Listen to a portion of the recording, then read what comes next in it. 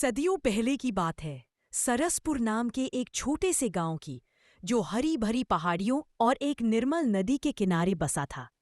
गांव की मिट्टी इतनी उपजाऊ थी कि वहां के किसान साल में 3 फसलें लेते थे और गांव में हमेशा खुशहाली और शांति का वास रहता था।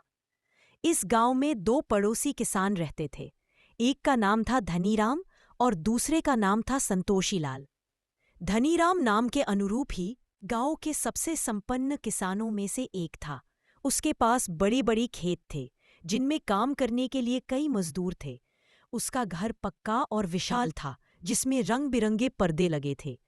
पर इतनी धन संपत्ति होने के बावजूद धनीराम के माथे पर हमेशा चिंता की लकीरें रहती थीं। वह कभी संतुष्ट नहीं होता था। वह हर समय अपने पड़ोसी किसानों की फसल और संपत्ति से ईर्ष्या करता था। वहीं दूसरी ओर संतोषीलाल ने भी अपनी फसल सूखते देखी, पर उसने हार नहीं मानी। उसने गंगा से कहा, गंगा, ये प्रकृति का खेल है। हम अपनी तरफ से जितना कर सकते हैं करेंगे, बाकी सब ऊपर वाले पर छोड़ देंगे। संतोषीलाल ने अपने छोटे से खेत के चारों ओर मिट्टी की मेड़ें बनाई, ताकि अगर थोड़ी भी ओस या बारिश हो तो पानी बाहर न जाए, लेकिन साथ ही उसने अपनी चिंता को अपने मन पर हावी नहीं होने दिया।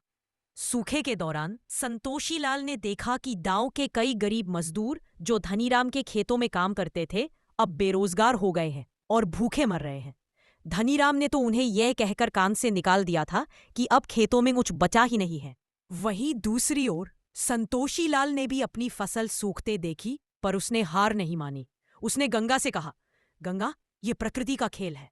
हम अपनी तरफ से जितना कर सकते हैं करेंगे, बाकी सब ऊपर वाले पर छोड़ देंगे। संतोषीलाल ने अपने छोटे से खेत के चारों ओर मिट्टी की मेड़ें बनाई, ताकि अगर थोड़ी भी ओस या बारिश हो तो पानी बाहर न जाए, लेकिन साथ ही उसने अपनी चिंता को अपने मन पर हावी नहीं होने दिया। सूखे के दौरान संतोषीलाल ने देखा कि गांव के कई गरीब मजदूर जो धनीराम के खेतों में काम करते थे, अब बेरोजगार हो गए हैं और भूखे मर रहे हैं। धनीराम ने तो उन्हें यह कहकर काम से निकाल दिया था कि अब खेतों में कुछ बचा ही नहीं है। दयालु संतोषीलाल ने अपनी पत्नी से कहा, गंगा, हमारे पास जो थोड़ा सा राशन बचा है उसे हम इन जरूरतमंदों के साथ बांटेंगे। गंगा ने खुशी खुशी सिर हिलाया। उन्होंने हर रोज थोड़ा सा अनाज पकाकर गांव के भूखे लोगों को खिलाना शुरू किया। संतोषीलाल उन्हें बांसुरी सुनाता और उन्हें आशा और धैर्य की कहानियां सुनाता। उसने उन्हें सिखाया कि विपत्ति में भी एक दूसरे का सहारा बनना चाहिए। जैसे जैसे दिन बीतते गए, धनीराम बीमार पड़ गया। अत्यधिक तनाव और खराब खान पान के कारण उसे तेज बुखार हो गया। गांव में कोई उसकी मदद के लिए आगे नहीं आया, क्योंकि उसका व्यवहार हमेशा घमंडी और ईर्ष्यालु रहा था। जब संतोषीलाल को धनीराम की बीमारी का पता चला, तो वह तुरंत उसके घर गया। उसने धनीराम की सेवा की, उसे दवाइयां दी और उसे प्यार से खिलाया। कुछ दिनों बाद जब धनीराम ठीक हुआ, तो उसने देखा कि सूखे के कारण उसका बहुत सा धन और अनाज खत्म हो गया था। पर उससे भी ज्यादा उसने देखा कि संतोषीलाल, जिसके पास सबसे कम था, गांव का सबसे सुखी और सम्मानित व्यक्ति था। सभी जरूरतमंद लोग उसकी मदद के लिए तैयार थे।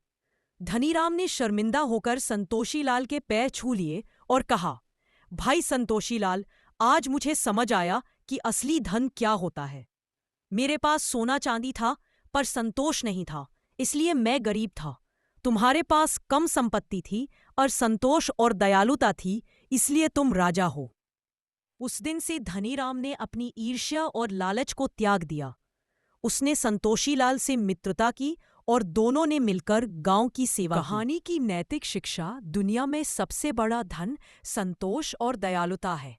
जो व्यक्ति अपने पास जो कुछ भी है उसमें संतुष्ट रहता है और दूसरों की मदद करता है, वही वास्तव में सुखी और समृद्ध होता है।